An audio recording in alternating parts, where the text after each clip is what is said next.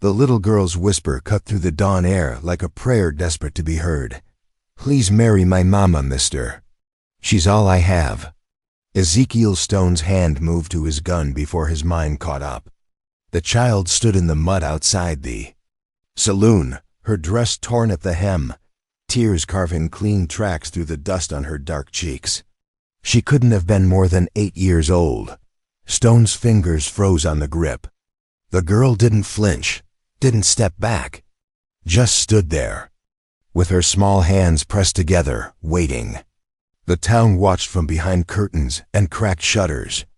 Copper Ridge was the kind of place where strange moments became stories, and stories became legends. A black child approaching a gunslinger at sunrise would feed conversations for months. Stone had ridden into town 3 days ago with dust in his beard and silence hanging around him like a worn coat. He'd paid for his room, tended his horse, and kept to himself. That was how he preferred things, simple, clean, no complications. This was a complication. "What did you say?" His voice came out rougher than he intended. The girl lifted her chin. "Brave little thing. My mama's sick. Real sick, and they're gonna take me away if she dies." Stone looked down at her. Really looked. Her hair was braided neat despite everything else being worn thin. Her shoes had holes, but they were clean. Someone was taking care of this child, even in poverty. "Why me? You got kind eyes." That almost made him laugh. Kind eyes. If she knew what those eyes had seen, what they'd aimed at, she might think different. But she was waiting for an answer, and the morning was getting brighter. Soon the town would be fully awake, and this moment would become everyone's business. "Show me." She turned and walked down the main street like she owned it. Stone followed, leading his horse. The girl's bare feet made no sound in the mud, but his boots announced every step. Behind them, the town stirred with curiosity. The cabin sat at the edge of Copper Ridge, where the decent houses gave way to shanties and hope got thin. It was small but sturdy, with a vegetable garden that someone had been tending. Herbs hung from the porch roof, and the windows were clean despite their cracks. The girl pushed open the door. "Mama, I brought someone." Stone tied his horse to the fence post and stepped inside. The cabin was dim, but he could see enough. A woman lay on a narrow bed, her breathing shallow and quick. Even in the low light, sweat gleamed on her forehead. She was beautiful. That thought came unbidden and unwelcome.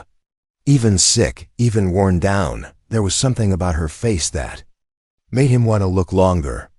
Then he saw the bandage on her shoulder.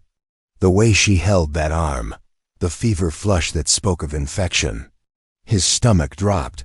What happened to her? But he already knew. The placement of the wound, the timing. 3 nights ago, when he'd been chasing outlaws through the darkness and firing blind into shadows. She won't say.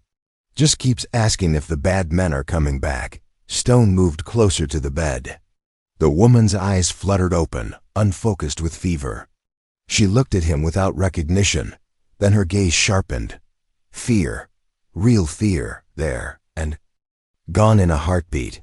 She knew something. Juniper. Her voice was barely a whisper. "Get away from him." The girl Juniper moved between Stone and the bed, protecting her mother with nothing but her small body and fierce love. "He's gonna help us, Mama. I asked him to." "Asked him what?" Stone knelt down so he was eye level with the child. "You. Tell her what you asked me." Juniper's chin trembled, but her voice stayed steady. "I asked him to marry you. So they can't take me away, so we can be a family." The woman on the bed went very still. Then she tried to sit up, winced, and fell back against her pillow. "Juniper, you can't just ask strangers to marry people. It doesn't work that way."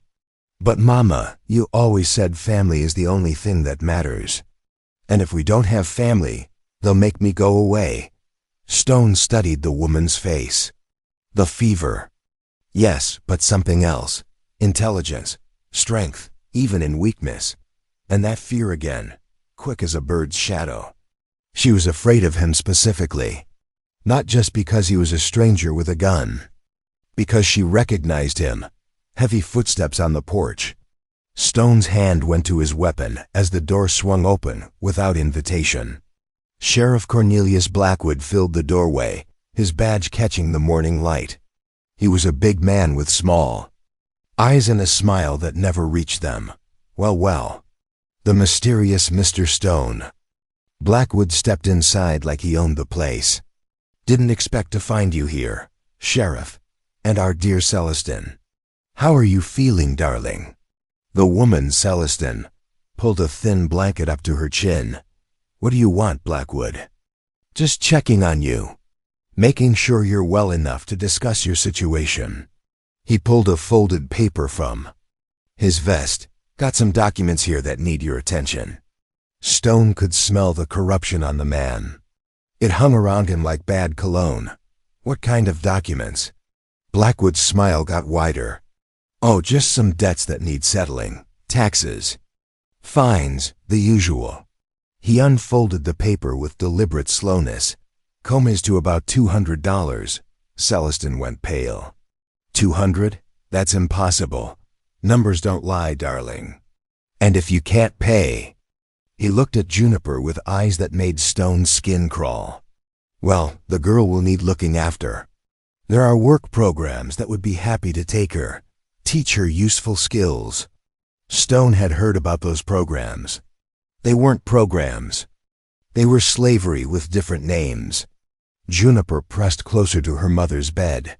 The child understood enough to be scared. How long does she have? Stone's voice cut through the tension. Blackwood turned those small eyes on him. I beg your pardon? To pay. How long? Well, that's generous of you to ask, but this is really between me and the lady. Blackwood folded the paper and put it back in his vest. Though I suppose if someone were to take responsibility for the debt, that might change things. Stone looked at Celestine, at Juniper, at the fear and desperation and love tangled up in this small cabin. He thought about the bullet wound in Celestine's shoulder, about the guilt that had been eating at him for 3 days, about the child who had asked a stranger to save her family. I'll take responsibility. The words came out before he'd fully decided to say them. But once they were in the air, they felt right, or if not right, then necessary. Blackwood raised an eyebrow. That's mighty interesting. And how exactly would you be taking responsibility? Stone looked at Juniper. The hope in her eyes was painful to see. I'll marry her. The silence that followed Stone's declaration stretched like a held breath. Blackwood's smile faltered for just a moment before returning, sharper now. Marriage. The sheriff tasted the word. Well, that would change the legal situation considerably. Juniper looked between the adults, her small hands clasped tight. Hope and fear warred across her face. Celestine struggled to sit up straighter. You don't know what you're saying. Stone met her eyes. The fever made them bright, but there was steel underneath. This woman had survived things that would break lesser people. I know exactly what I'm saying. Blackwood laughed, but there was no humor in it. This is touching, really. But marriage requires certain formalities, time, planning. His fingers drummed against his badge. The debt won't wait for romance. How much time? End of the week. 4 days. Stone calculated quickly. It could be done if Pastor Freeman would perform the ceremony. If Celestine would agree. If a dozen other things fell into place, we'll manage. After Blackwood left, the cabin felt smaller. Stone stood by the window, watching the sheriff's retreating figure. The man walked with the confidence of someone who believed he held all the cards. Why? Celestine's voice was barely audible. Stone turned. She was looking at him with those fever-bright eyes, searching for something he wasn't sure he could give her.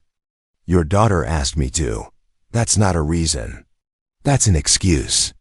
Juniper had curled up in a chair near the bed, pretending to sleep but listening to every word. Children always listened more than adults realized. Stone knelt beside Celestine's bed. Up close, he could see the pain she was hiding. The way she favored her left side. The careful shallowness of her breathing. The bullet wound was getting worse. "Let me look at that shoulder." She pulled back instinctively. "I'm fine." "You're burning with fever. That wound is infected." "How do you know it's a wound?" The question hung between them like smoke. Stone felt the weight of 3 nights ago pressing against his ribs. The chaos, the darkness, the sound of his gun firing into shadows. "I've seen enough bullet wounds to recognize one." That wasn't a lie, just not the whole truth. Celestine studied his face. Whatever she saw there made her shoulders sag with exhaustion. All right, Stone had tended wounds before. Army training stayed with a man. But his hands shook as he peeled back the makeshift bandage. The bullet had torn through the meat of her shoulder, missing bone, but leaving a ragged channel. She'd tried to clean it, but infection had set in anyway. The edges were angry red, the flesh hot to the touch. It was definitely his bullet. He recognized the damage pattern from his Colt .45. This needs proper cleaning. And medicine if we can get it. We can't afford medicine. Stone was quiet for a long moment. Then he reached into his vest and pulled out a small roll of bills. Money he'd been saving for a new saddle, a better rifle, supplies for the road. "I can." Celestine watched him set the money on the bedside table. "Why are you doing this?" "Because I shot you. Because I've been carrying guilt like a stone in my chest for 3 days. Because your daughter has more courage than most grown men I've known. Because it's the right thing to do." He went to work cleaning the wound. Celestine bit her lip but didn't cry out. Strong woman. Stronger than she had any right to be. "Tell me about the night you were shot." Her body went rigid under his hands. "What? Someone did this to you? Who?" "I don't remember much." "It was dark. There was shooting." She closed her eyes. "I was coming back from delivering a baby across town. Got caught in the middle of something." Stone's hands stilled. "What kind of something?" "Men on horses, wearing masks. They were shooting at someone else, and I just happened to be there." The guilt in Stone's chest grew heavier. She'd been an innocent bystander. A woman coming home from helping bring life into the world, and he'd nearly killed her. "Did you see who they were shooting at?" Celestine opened her eyes. There was something different in her expression now. Caution. Fear. "No, too dark." But she was lying. Stone could tell. The question was why. He finished bandaging her shoulder and sat back. Juniper had given up pretending to sleep and was watching them both with those 2 old eyes. "Mr. Stone?" The child's voice was small. "Are you really gonna marry my mama?" Stone looked at Celestine. She was watching him too, waiting for his answer. "If you have me, I don't even know your first name." "Ezekiel." "Most people call me Stone." "Ezekiel." She tested the name, her voice soft with fever and exhaustion. "That's a strong name." "My mama thought so." They fell into silence again. Outside, Copper Ridge was waking up fully. Stone could hear wagon wheels and voices, the ordinary sounds of people going about their lives. Normal people with normal problems. Not people like him, carrying the weight of accidents and guilt and bullets fired in darkness. "Ezekiel." Celestine's voice drew him back. "If we do this thing, I need you to understand something." "What's that?" "I won't be a real wife to you. This is business. Protection for Juniper, nothing more." Stone nodded. He hadn't expected anything else. Couldn't have handled anything else, knowing what he knew. "I understand. And if you ever hurt her, ever lay a hand on her in anger, I'll find a way to make you regret it. Sick or not, weak or not, I'll make you regret it." The fierceness in her voice made him believe her. This woman would die protecting her daughter. Had nearly died already. "I won't hurt her, either of you." Celestine searched his face again. Whatever she found there seemed to satisfy her, because she closed her eyes and let her head fall back against the pillow. Then I guess we're getting married. Juniper made a small sound of joy and scrambled from her chair to hug Stone around the neck. Her arms were thin but strong, and she smelled like soap and innocence. Thank you, Mr. Ezekiel. Thank you for saving us. Stone closed his eyes and held the child gently. If she only knew. He wasn't saving them. He was trying to undo the damage he'd already done. But maybe, in the end, that was the same thing. Outside, storm clouds gathered on the horizon. The wind picked up, rattling the windows and carrying the scent of rain. Change was coming to Copper Ridge, whether the town was ready or not. And in the small cabin at the edge of everything, 3 people who barely knew each other prepared to become a family built on secrets, necessity, and hope. Pastor Elijah Freeman's hands trembled as he opened his worn Bible. The small church felt cavernous with only 5 people inside, but the weight of what they were doing pressed against the walls. Stone stood beside Celestine's chair. She'd insisted on getting dressed, though the effort had cost her. Her best dress was faded blue cotton, mended in places but clean. Juniper had braided her mother's hair with careful fingers, weaving in wildflowers she'd picked that morning. Dearly beloved. Freeman's voice carried the weight of years spent speaking over graves and celebrating births. We are gathered here in the sight of God. Stone felt the eyes of the town on them through the windows. Word had spread fast. A gunslinger marrying a seamstress. A white man taking a black woman as his wife. In Copper Ridge, that kind of news traveled faster than wildfire. Celestine's hand shook in his. Fever or nerves, he couldn't tell. Her skin was hot dry. The infection was still fighting the medicine he'd bought from the traveling doctor. Do you, Ezekiel Stone, take Celestine Washington to be your lawfully wedded wife? The words felt heavy on his tongue. I do. And do you, Celestine Washington, take Ezekiel Stone to be your lawfully wedded husband? Celestine looked up at him. Her eyes held questions he couldn't answer, doubts he shared. But underneath it all, determination. I do. Freeman closed the Bible. By the power vested in me by the territory of Colorado, I now pronounce you husband and wife. No kiss. They'd agreed on that beforehand. This was business, not romance. But when Stone helped Celestine to her feet, something passed between them. Recognition. Maybe. Or the understanding that they'd just bound their fates together in ways neither of them fully comprehended. Juniper clapped her hands, the sound echoing in the empty church. For her, this was simple. A family made whole. A prayer answered. If only it were that easy. Outside, a small crowd had gathered. Some faces were curious, others disapproving. Mrs. Henderson from the general store whispered to her neighbor behind. A gloved hand. Old Tom spit tobacco juice into the dust and shook his head. But there were supporters too. The widow Jenkins smiled and nodded. Samuel the blacksmith tipped his hat. People who understood that sometimes survival required unconventional choices. Blackwood wasn't among them, but Stone could feel the man's presence anyway.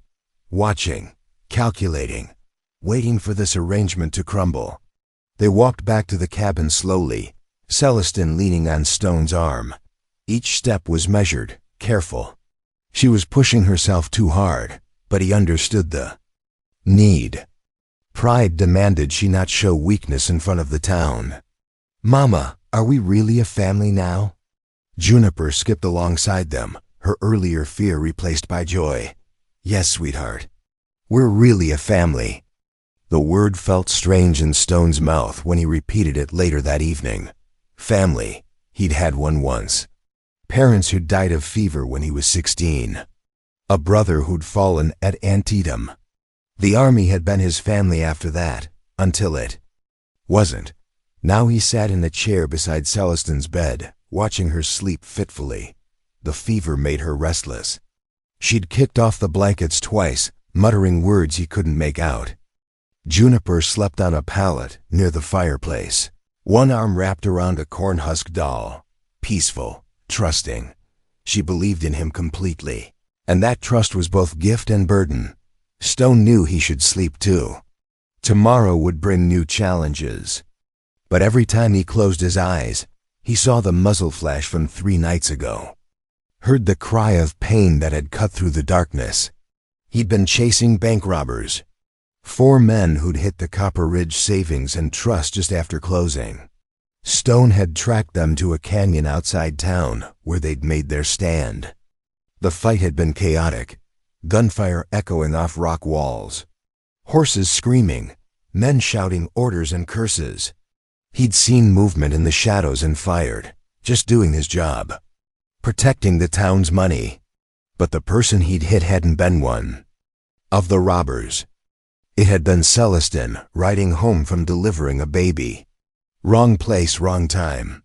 An innocent caught in the crossfire of other people's choices. The guilt ate at him like acid. Every time she winced from pain, every time she struggled to lift her arm, he felt the weight of that mistake. But there was something else. Something that bothered him more than his guilty conscience. The robbers had known exactly when to hit the bank. Exactly where the money was kept. Exactly which route to take out of town. Someone had given them information. Someone local. Stone's eyes found Celestin's face in the dim firelight. She'd said she didn't remember much about that night. Said it was too dark to see who was shooting. But earlier, when he'd been cleaning her wound, she'd mentioned something else. The men had been wearing masks. How could she know that if it was too dark to see, she was hiding something? The question was what and why. A soft knock at the door interrupted his thoughts. Stone's hand went to his gun automatically. Late night. Visitors rarely brought good news. Who is it? Doc Morrison. Stone opened the door to find a thin man with kind eyes and a worn medical bag. He'd heard about the doctor, but hadn't expected him to make house calls. Heard you might need some help with the new missus. Morrison examined Celestin by lamplight. His touch gentle but thorough. She stirred but didn't wake fully. The fever had her in its grip. Infection's fighting back, Morrison murmured. But she's strong. Good chance she'll pull through if we keep the wound clean. He left more medicine and instructions. Stone walked into the door, grateful for the help but wary of the debt it implied. No charge, Morrison said, reading his expression. Consider it a wedding gift. After the doctor left, Stone settled back into his chair. The cabin was quiet except for the crackle of the fire and Celestin's uneven breathing. He must have dozed because he woke to find her watching him. The fever had broken, leaving her eyes clear but exhausted. You stayed. Where else would I go? She was quiet for a long time, studying his face in the dying firelight. Finally, she spoke again. I know you didn't have to do this. Marry me. Take on our problems. Yes, I did. Something in his voice made her look at him more closely. Why? Stone could have told her then. Could have confessed everything and thrown himself on her mercy. But the words stuck in his throat. Some truths were too dangerous to speak. Because Juniper asked me to. And because you deserved better than what Blackwood had planned. Celestin nodded slowly. Not satisfied with his answer, but accepting it for now. Ezekiel? Her voice was softer now, more vulnerable. I need you to know something. What's that? I don't trust Easy, haven't had reason to.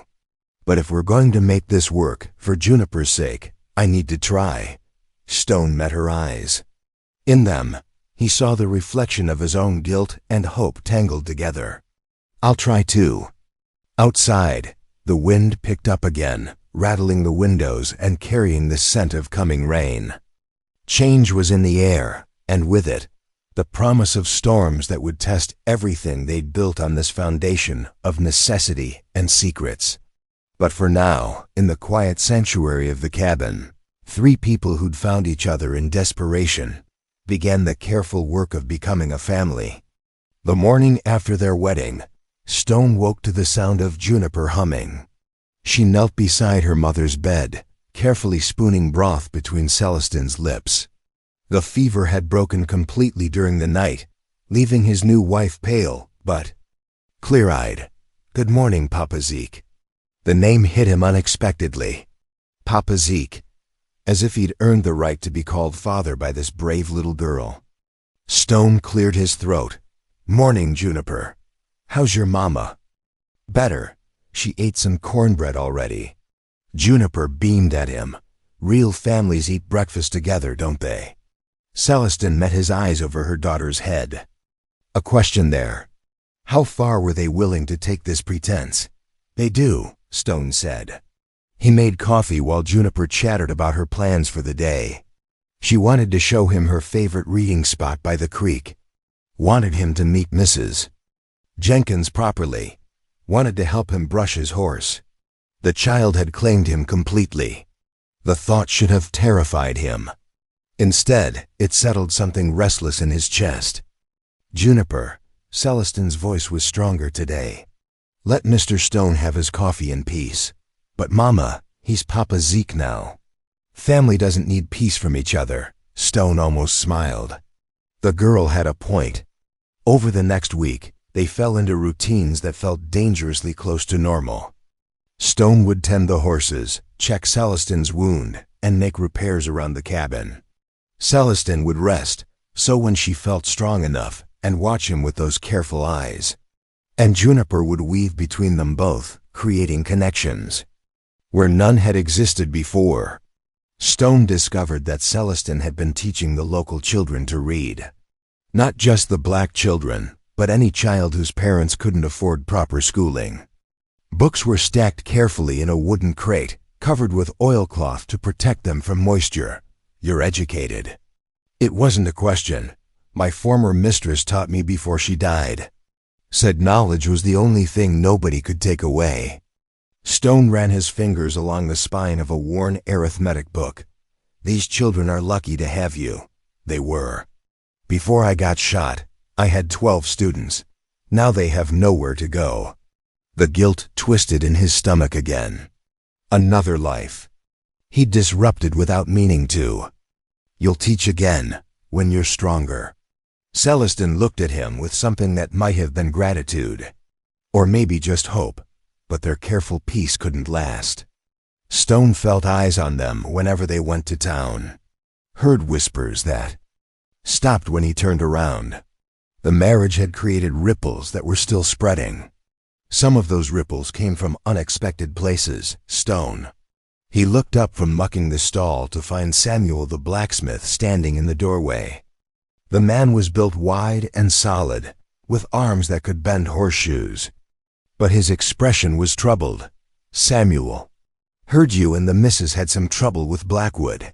Stone set down the pitchfork. "Nothing we can't handle. Maybe, maybe not." Samuel glanced around, making sure they were alone. "That man's got more friends than most people realize. And some of those friends don't much like the idea of a mixed marriage in their town." The warning settled between them. Stone had expected this. Had been waiting for it. "You suggesting I leave?" "I'm suggesting you watch your back. And maybe ask yourself why Blackwood was so interested in running you off in the first place." After Samuel left, Stone found himself thinking about that question. Why had Blackwood been so eager to see him gone? What did the sheriff gain by destroying Celestine's family? The answer came to him 3 days later when he was chopping wood behind the cabin. Blackwood appeared without warning, stepping out of the tree line with his hand resting on his gun. "Afternoon, Stone." "Sheriff, heard you've been asking questions around town. Questions about bank robbery. About who might have inside information." Stone split another log, not looking up. "Can't imagine where you heard that. Small town, word travels." Blackwood moved closer. "See, the thing is, we already caught those robbers. Case is closed, is it? Far as the law is concerned." Blackwood's voice carried an edge now. But if someone kept stirring up trouble, asking the wrong questions, well, that might cause problems for everyone involved. Stone straightened, axe still in his hands. What kind of problems? The kind that starts with federal marshals asking about deserters. Wanted men who never faced justice for abandoning their posts. The words hit Stone cold. Blackwood knew about his military record. Knew about the court-martial that had driven him from the army. Interesting story, Stone said carefully. Gets more interesting. See, harboring a deserter is a federal crime. Anyone married to such a man might find themselves in considerable legal trouble. Their children, too. The threat was clear. Cooperate or watch Celestin and Juniper pay the price for his past. What do you want? Blackwood smiled. Just for you to stop asking questions. Stop stirring up settled business. Be a good husband and tend your own affairs. After the sheriff left, Stone sat on the porch steps and stared at the horizon. The past was catching up to him, just as he'd always known it would. The only question was whether he'd run from it again or stand and face the consequences. Inside the cabin, he could. Here's Celestin reading to Juniper. Her voice was steady, warm. The sound of a mother caring for her child. The sound of the family he'd somehow found himself protecting. That night, after Juniper was asleep, Celestin found him sitting by the fire. You're troubled. Stone looked at her. Really looked. The fever had left her thinner, but strength was returning. She moved with more certainty now. Her eyes had lost that glassy brightness of sickness. Blackwood paid me a visit today. What did he want? Stone told her. About the threats. About his military record. About the choice he was facing. Celestin listened without interruption. When he finished, she was quiet for a long time. Will you run? The question hung between them, honest, direct, no judgment, just a need to know what she was facing. Stone thought about the road, about all the places he could go where no one knew his name or his history, about the freedom of having nothing to lose. Then he thought about Juniper calling him Papa Zeke, about the trust in Celestin's eyes when she let him tend her wound, about the family he'd never expected to find. No, I won't run. Celestin nodded. Something shifted in her expression. Not surprise, but confirmation of something she'd hoped to find. Then we face it together. The word together carried weight. This wasn't just about legal arrangements anymore. Somewhere in the careful dance of shared meals and quiet conversations, they'd become something more than strangers bound by necessity. Outside, storm clouds gathered again. But inside the cabin, two people who'd learned to carry their burdens alone began to understand what it meant to share the load. The fever returned on a Tuesday morning, sudden and vicious.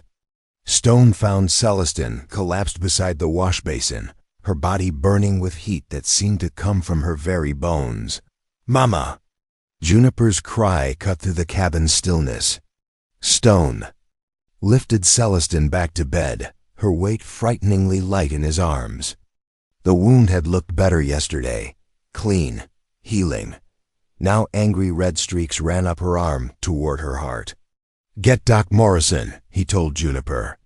The child ran without hesitation, her bare feet flying across the dusty ground. Stone pressed his palm to Celestin's forehead. The heat was like touching a stove. Her eyes fluttered open, focused on his face with effort. Ezekiel, I'm here. Need to tell you something. Before. She struggled to sit up, fell back against the pillow. About that night, the shooting. Stone's blood went cold. Rest, we'll talk later. No, now. Her hand found his, fingers weak but insistent. I lied to you. The words hit him harder than any bullet could have. She knew, had always known. Celestin, I saw you that night, your horse. That silver buckle you wear, her voice was barely a whisper. Recognized you the moment you walked into this cabin. Stone pulled his hand away. Stood up. Walked to the window because he couldn't look at her face. Why didn't you say anything? Because you came back. The words were soft but certain. The man who shot me came back to help me. That told me everything I needed to know. Stone turned. Celestin was watching him with those clear, intelligent eyes. No fever now, just truth. You knew. When you agreed to marry me. I knew. Then why? Celestin struggled to sit up again. This time Stone helped. Her, arranging pillows behind her back. Because Juniper needed a father. Because I was dying, and she would have been alone. Because sometimes we have to trust people who've hurt us if we want to heal. The simple honesty of it staggered him. She'd known from the beginning and had chosen forgiveness over anger, trust over fear. I'm sorry. The words came out broken. I'm so sorry, Celestin. I know you are. Doc Morrison arrived with Juniper close behind. He examined Celestin. Quickly, his expression growing more concerned by the minute. Infection spread. Need to get her to proper medical facilities. There aren't any, Stone said. Denver, there's a hospital there, real doctors, equipment. Denver was 3 days hard riding. Celestin would never survive the journey. Can't move her, Morrison continued, reading Stone's thoughts. But we can bring help here. Telegraph the hospital. See if they can send someone. Stone was already reaching for his coat. I'll go, Ezekiel. Celestin's voice stopped him at the door. There's something else. About why I was really out that night, he waited. Wasn't just delivering a baby. I saw men at the church, taking things. Money from the collection box. Documents from the pastor's office. Stone felt pieces clicking into place. What kind of men? Blackwood was with them, giving orders. The truth hit Stone with the force of a physical blow. Blackwood hadn't just known about the bank robbery. He'd been behind it. And behind the church theft, too. Did they see you? I thought I got away clean. But then the shooting started, and I was caught in the middle. It hadn't been an accident. Stone had been chasing Blackwood's men, and Blackwood had known Celestin was a witness.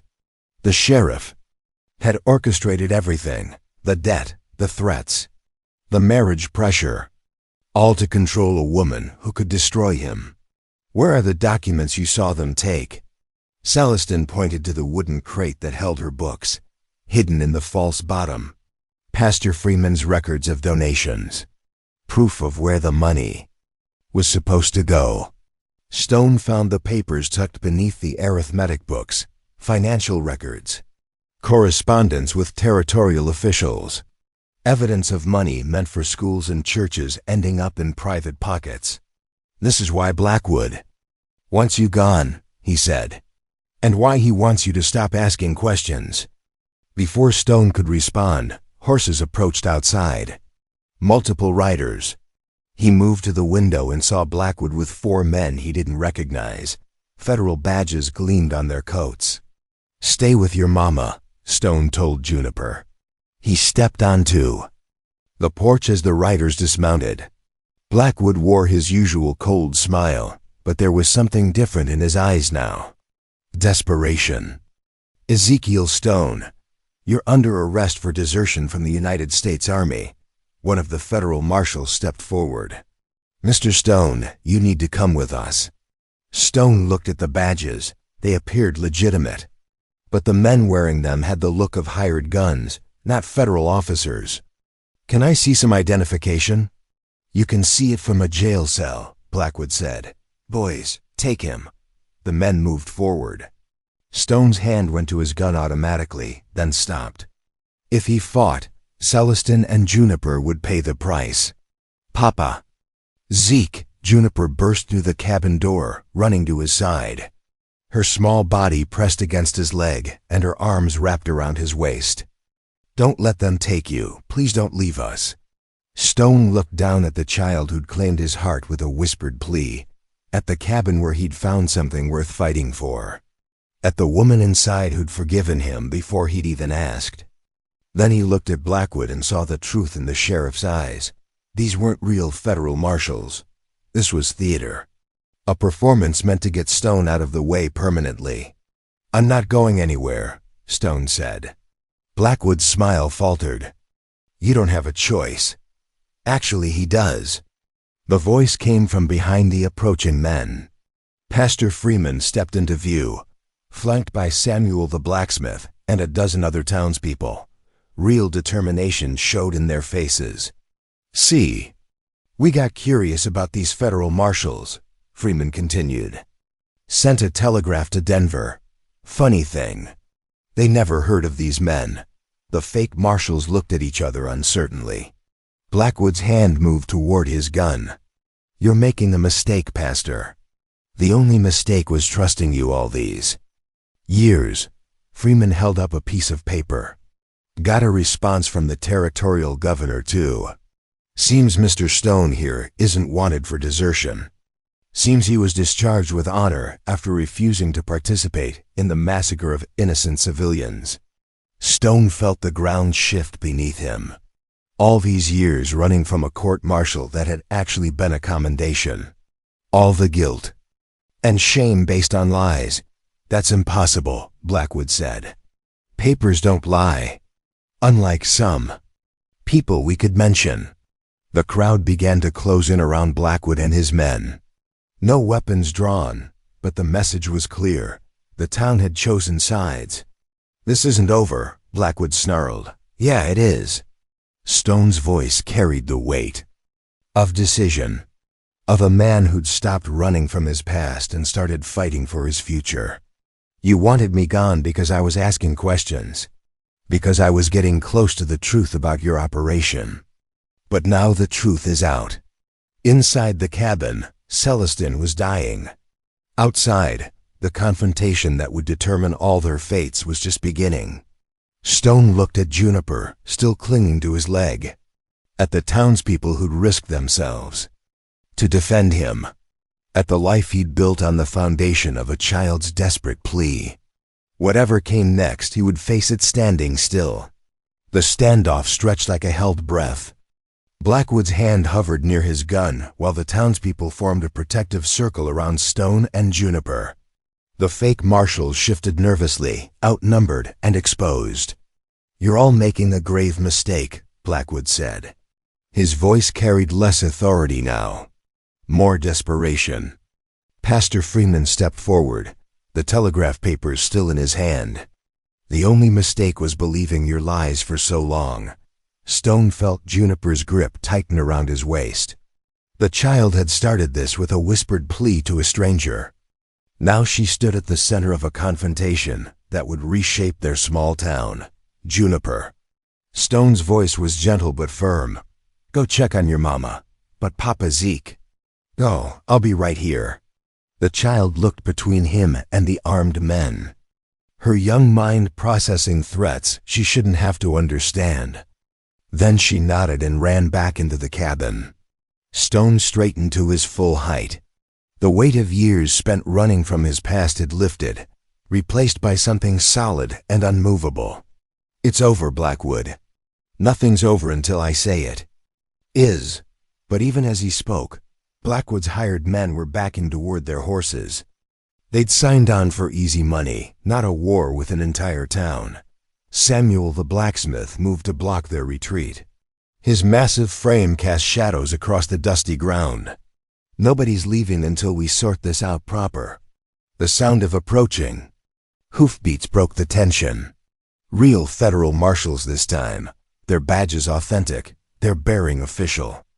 Pastor Freeman's telegraphs had brought more than just information. Marshal Thompson dismounted with the practiced ease of a man who'd spent decades enforcing federal law. His gray beard and steady eyes spoke of experience and integrity. "Sheriff Blackwood, Mr. Stone." He nodded to each man in turn. "Understand we have a situation here." Blackwood straightened, trying to regain his authority. "Marshal Thompson, these people are harboring a deserter. I was attempting to make an arrest when they interfered." Thompson pulled out his own set of papers. Funny thing about that, according to Army records, Ezekiel Stone was discharged with full honors. commended for refusing to participate in actions against civilian populations. The words hit the crowd with the force of revelation. Stone had been running from a heroic act, not a criminal one. There must be some mistake. Blackwood's voice cracked slightly. Oh, there's been a mistake, all right. Several of them. Thompson's attention shifted to the fake marshals, starting with these men impersonating federal officers. One of Blackwood's hired guns broke first. He threw down his badge and raised his hands. We didn't know they were fake. Blackwood paid us to play dress-up, said it was official business. The dam burst. The other fake marshals followed suit, distancing themselves from Blackwood as fast as they could speak. Money changed hands. Orders given. A web of corruption that reached far beyond Copper Ridge. Stone watched Blackwood's empire crumble with each confession. The man who'd threatened his family, who'd built power on lies and intimidation, suddenly looked very small. There's more, Stone said. He retrieved the documents Celestin had hidden. Financial records, proof of theft from the church, evidence of the bank robbery connections. Thompson examined the papers with growing interest. Each page added another nail to Blackwood's coffin. Cornelius Blackwood, you're under arrest for corruption, theft, conspiracy, and impersonating federal authority. The words should have brought satisfaction. Instead, Stone felt only emptiness where anger had been. Justice served, but at what cost? Inside the cabin, Celestin was fighting for her life. Stone left the marshals to their work and returned to his wife's bedside. The fever had worsened in the brief time he'd been outside. Doc Morrison worked frantically, but his supplies were limited. She needs better care than I can give, Morrison admitted. Then we get her better care. Stone made arrangements quickly. A wagon with soft bedding for the journey to Denver, supplies for the road. Money for the hospital. I want to come, Juniper said. It's a hard trip, sweetheart.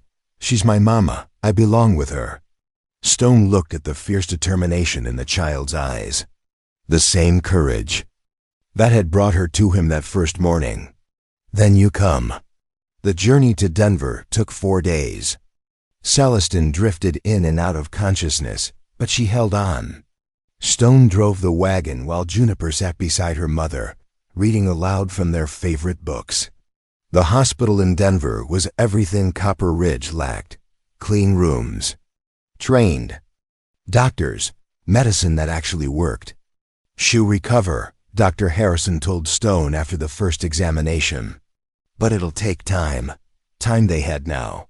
Blackwood was in federal custody. The fabricated debts were erased. The threats that had hung over their family were gone. Stone found work in Denver while Celestin healed. Honest work that paid fair wages. Juniper attended a real school with other children her age. But they all counted the days until they could go home. 6 weeks later, they returned to Copper Ridge. The town had changed in their absence. New leadership, new hope. The money recovered from Blackwood's schemes had funded improvements to the school, the church, and the clinic. Welcome home, Pastor Freeman said as their wagon rolled down Main Street. Home, the word carried weight now. Not just a place, but a belonging. Stone helped Celestin down from the wagon. She was still thin, still healing, but strength had returned to her movements, purpose to her eyes. Think the children would like to start lessons again? She asked. I think they'd love nothing more. That evening, they sat on their porch as the sun set over Copper Ridge. Juniper played with her doll nearby, humming the same tune Stone had heard that first morning. Do you ever wonder what would have happened if she hadn't asked you that question? Celestin's hand found his in the gathering dusk. Stone thought about it, about the roads not taken, the family never found. No, he said finally, some things are meant to be. 6 months later, the Stone family opened the Copper Ridge community school. All children welcome, regardless of color or circumstance. Stone taught mathematics and practical skills. Celestine handled reading and writing. And Juniper helped everyone, the little girl who'd saved them all with a whispered plea becoming a bridge between worlds. On quiet evenings, Stone would sit by the fire and watch his wife teach their daughter to read.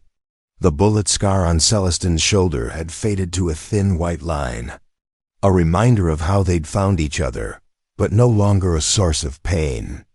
The guilt he'd carried for so long had transformed into something else, gratitude for second chances, understanding that sometimes the worst mistakes could lead to the greatest blessings. Juniper would look up from her book sometimes and smile at him.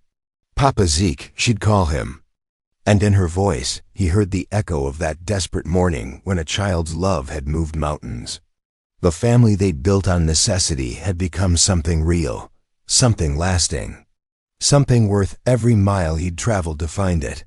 And that is all to the story for now.